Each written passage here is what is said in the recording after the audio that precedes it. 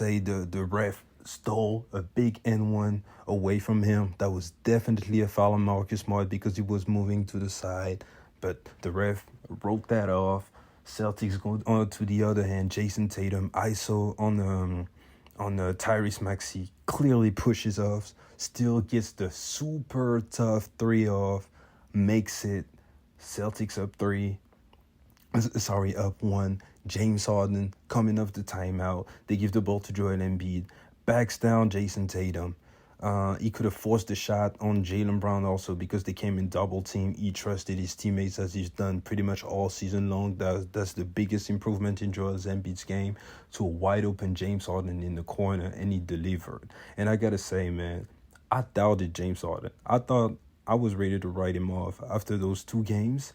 I think he was like 5 for 28 in game 2 and game 3 combined for 32 points. And for him to come back in such a way, I am impressed.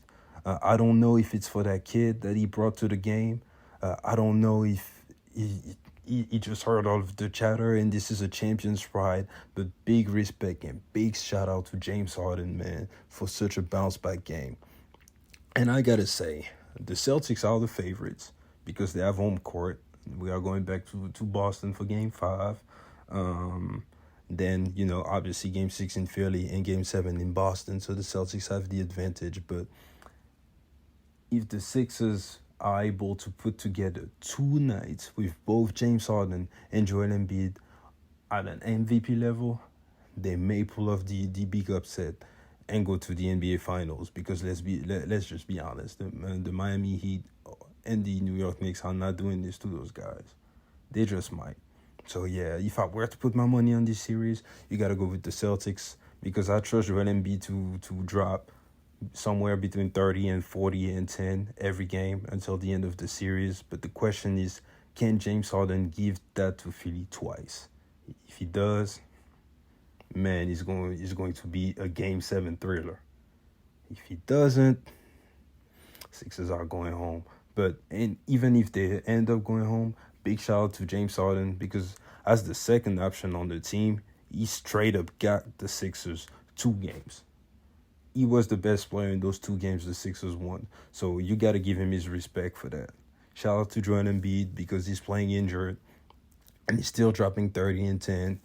He's still being a defensive force, a big rim protection. The others got to step up, though. On the Boston Celtics side, they're very inconsistent also. A lot of games they're just going to make so many threes that we don't have to really focus on Jason Tatum and Jaylen Brown like that. And this wasn't the case tonight. Tonight they were regular from 3, and it was on the superstar to get them home. And Jaylen Brown, he started great, then he cooled off. Let me check what he ended up with.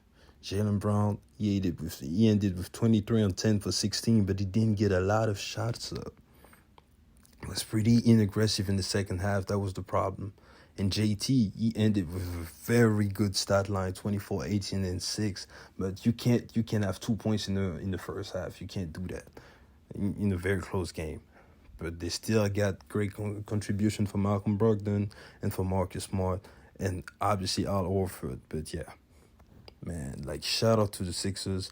I'm very hyped to see how this series turns out, man. That was super entertaining.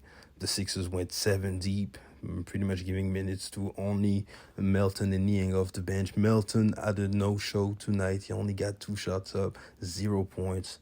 And the duos of MVP got them home, man.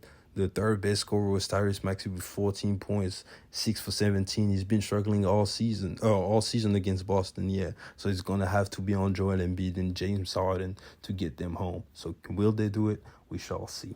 But anyways, man, I'm just chatting at this point. Get in the comment section and give me your pick. Who you got in how many games? And I'll catch you guys later. Peace.